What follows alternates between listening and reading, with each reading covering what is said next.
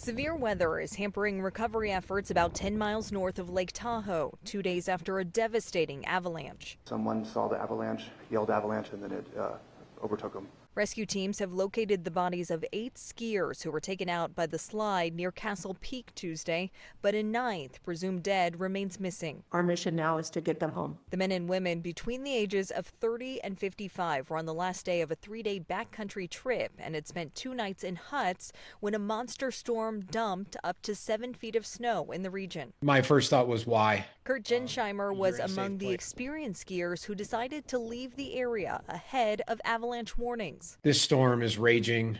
These guides are experts. They know the terrain, they know the conditions, they know the risks. Officials say one of the 9 victims was married to one of the rescuers. The other 6 members of the group were found alive after reportedly seeking refuge in trees. They suffered some sort of injuries during the avalanche itself. The Sierra Avalanche Center monitoring conditions had issued an avalanche warning just hours before disaster struck. Recovery teams are not expected to go back out until the weather clears. Gwen Baumgartner, CBS News.